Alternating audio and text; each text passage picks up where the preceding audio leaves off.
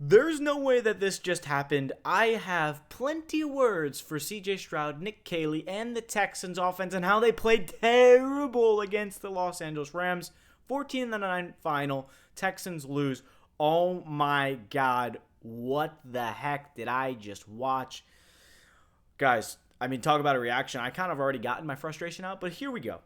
Texans, Rams. What do you expect week one after all of the buzz, after all of the hyped up season? You come out, you kick 3 field goals, and it's the same problem as last year. You can't score in the second half. I don't know what the game plan was for Nick Caley, but we have to get into it. If you're new to the channel, hit the sub button. We're posting videos all season long. Let me know what you want to see. But first off, there is zero excuses that Nico Collins only has 5 targets. Puka Nacua caught 10 passes for over 100 yards.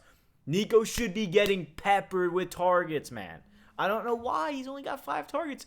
I don't know. One of the things Bobby Slowick did very well was scheming up plays for Nico. And it just seemed like Stroud did everything you could ask from him, but for nothing. And Stroud did great. I will say Stroud, made plays. And again, we want to see better from Stroud, but realistically, I did not like the offensive game plan and the game calling from Nick Caley. It didn't seem very good. Texans lose 14-9. Back and forth. Here's the thing. When a defense just keeps you in that game, first of all, I want to understand what happened to the Texans offense after that 2-minute drill at the end of the first half. They looked great.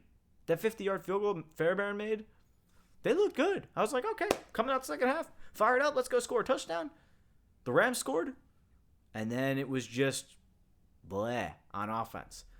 Half of that was, well, we'll get to the fumble in a second, but CJ Stroud pressured on 41% of his dropbacks. He was sacked 3 times in this game. That's not a good start, considering the fact that we were the second most sacked team in football last year, and we do need to point out that the offensive line had to move things around, not to mention Jake Andrews, starting center, got carted off the field, but Ed Ingram was also out, so you had to move your right tackle and Titus Howard inside. You moved Cam Robinson to left tackle. You moved Ariante Ursa to right tackle, so it was just a lot of switching, but the way this game went in the second half was just very frustrating for me as a fan. And it was like, oh man, I couldn't even understand it. But some of the throws were crazy. The penalties, there were so many penalties, just kind of mental mistakes, whether it was, false starts, illegal shifts. You just continued to back the team up. Holding penalties killed drives, but it's the same story with the offense last year. Can the offense be better? We've seen the defense. It can hold the Rams offense to 14 points, but your defense can't do everything.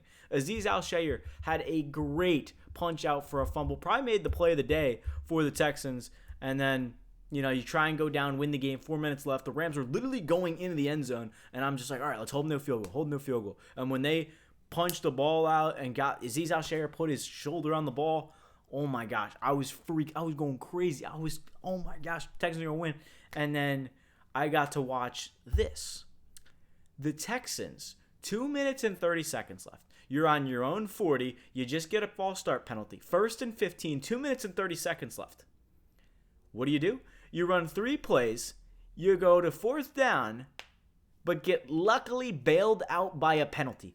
Why are you running up to the ball to go when you're down by 5 points? You have all 3 timeouts. You have the 2-minute warning. Hey, 1st and 15. All right, let's go to the 2-minute warning. Or even just run it to get to the 2-minute warning and talk things over, because you've had a terrible offensive game plan the whole game. Nico Collins didn't do enough.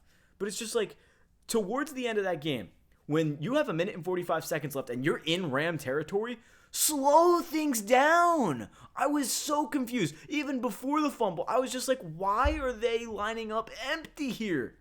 This was the play of the fumble. They lined up empty backfield, and I love the aggressiveness. But there's a difference between aggressiveness and situational football. The situational football the Texans needed to play was put the ball on the ground, play situational, simple, quick throws.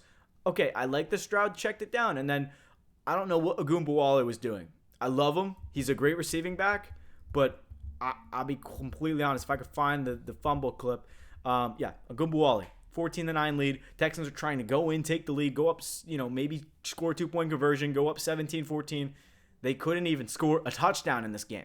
They scored 9 points in the first half. They couldn't do anything in the second half. The defense played unbelievable. But my point is, Ogunbowale, again, diving for the first down. It almost looked like he didn't know what to do. Did he slide? Go ahead, and if you're going to go be that aggressive at that point, put your head down, truck him, or juke out of the way, do something. Don't just dive and, leave your feet for a defender to punch the ball up. That's the worst thing you can do, is leave your feet, because then you have no leverage. You cannot, use your feet to try and get the first down. It was just a very boneheaded decision by Ogunbowale to dive for the first down. It was 1st and 10. There was no need to dive for the first down unless it was 3rd or 4th down. That would be something I would understand. But I have no words for what did I just watch offensively, because Stroud played good. You can blame it on, he didn't have, he wasn't in sync with his receivers. He has Justin Watson. I don't think that's the problem. I just didn't like the play calling. Like Nick Chubb, no offense, I don't know why he was on the sideline when Ogunbowale was in. I love Ogunbowale. It's fine to have him as a receiving back, but Nick Chubb had an amazing game. 13 carries, 60 yards. He looked really good. And, hey, the run game held up. I mean, sometimes it was just run game wasn't looking good, but Chubb played really good. On that final drive, it was Chubb up the middle, Chubb. Loved it. And then all of a sudden they stopped running with Chubb after the 2-minute warning and said, okay, we don't have time, guys. We got to go score. You had plenty of time. You had 3 timeouts.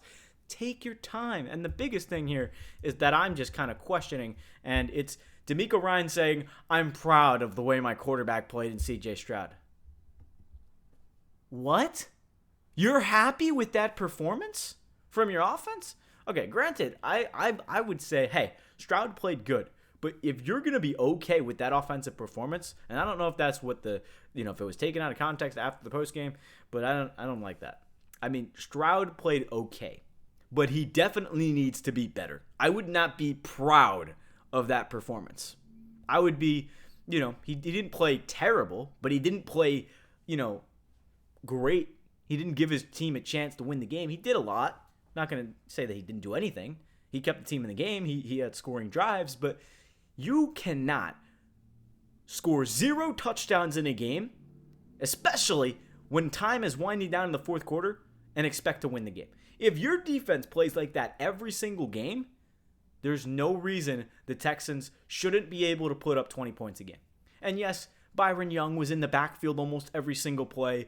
Yes, the Rams D-line had a lot of problems for this team, but I just feel like there is no reason that game should have went as poorly as it did. Yes, things popped up on the injury report with Christian Kirk coming out and being out of the game. Braxton Barris, maybe that screwed up the game plan a little bit. But to just drop a dud and score 9 points, I mean, it's devastating. Not only are we expecting so much as fans for this season, at least me personally, I'm like, okay, this team's going to be great. Hey, first game of the season. I have never looked forward to this team for so long, and then week 1, don't want to watch any football the rest of the season. Seriously, week 1 was so bad, I would turn my football off for next week. I would say, you know what? The Buccaneers offense next week, week 2, I don't even want to watch it. I don't even want to see it. Buccaneers didn't even have a good offense against the Falcons. They had a good last-minute game-winning drive. Baker threw 3 touchdowns. He didn't even throw close to 200 yards. But my point here is, going into week 2 now, you cannot start 0-2. You need to get your stuff together right now and figure out, what is this offense defining? How are we going to make productive plays and get the ball down the field? Because you can't just keep running it and not working, play action, all these crossing routes. Figure out a game plan. Figure it out, because none of it worked against the Rams. And again, the Rams are a good team. I'm not saying this is a bad thing to look forward to, but yes, the first game of the season, you don't want to score 9 points against a Rams team that really, frankly, isn't the greatest on defense. Their secondary is okay. They got Cam Curl. They got a few guys. They got a nice group up front, but again, there is no reason that we should have had any business of being in that game because of how well the defense played. The defense played so well, and the offense played so poor, the fact that the Texans were even in that game is embarrassing. And honestly, if the Rams scored 21 points, we would be looking at it as a potential blowout.